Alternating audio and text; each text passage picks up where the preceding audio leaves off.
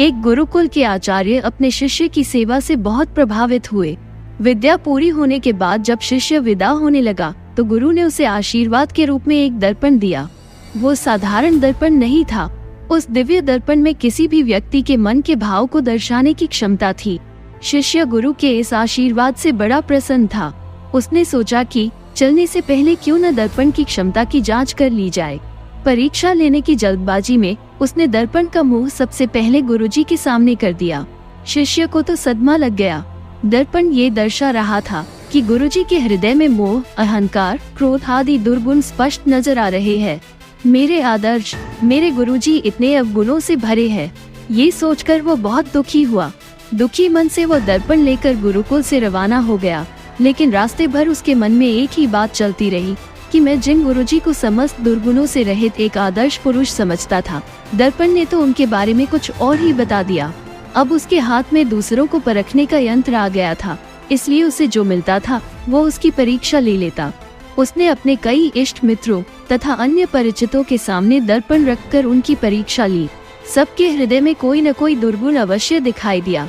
जो भी अनुभव रहा सब दुखी करने वाला था। वो सोचता जा रहा था कि संसार में सब इतने बुरे क्यों हो गए हैं। सब दोहरी मानसिकता वाले लोग हैं। जो दिखते हैं दरअसल वो है नहीं। इन्हीं निराशा से भरे विचारों में डूबा दुखी मन से वो किसी तरह घर तक पहुंच गया। उसे अपने माता पिता का ध्यान आया। उसने उस दर्पण से माता पिता की भी परीक्षा कर ली। उनके हृदय में भी कोई न कोई दुर्गुण देखा। ये भी दुर्गुणों से पूरी तरह मुक्त नहीं है। संसार सारा मिथ्या पर चल रहा है। अब उस शिष्य के मन की बेचैनी सहन के बाहर हो चुकी थी। उसने दर्पण उठाया और चल दिया गुरुकुल की ओर। वो शीघ्रता से पहुंचा और सीधा जाकर अपने गुरुजी के सामने खड़ा हो गया।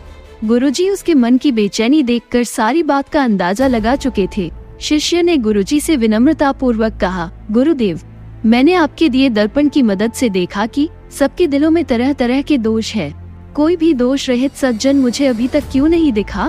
क्षमा के साथ कहता हूँ कि स्वयं आप में और अपने माता पिता में मैंने दोषों का भंडार देखा। इससे मेरा मन बड़ा व्याकुल है। तब गुरुजी हंसे और उन्होंने दर्पण का रुख शिष्य की ओर कर दिया। शिष्य दंग रह गया। उसके मन के प्रत्येक कोने में राग, द्वेष, अहंकार, क्रोध जैसे दुर्गुण भरे पड़े थे। ऐसा कोई कोना ही न था जो निर्मल हो। गुरुजी बोले, बेटा, ये दर्पण मैंने तुम्हें अपने दुर्गुण देखकर जीवन में सुधार लाने के लिए दिया था, न कि दूसरों के दुर्गुण खोजने के लिए। जितना समय तुमने दूसरों के दुर्गुण देखने में लगाया, उतना समय यदि तुमने स्वयं को सुधारने में लगाया होता तो अब तक तुम्हारा व्यक्तित्व बदल चुका होता।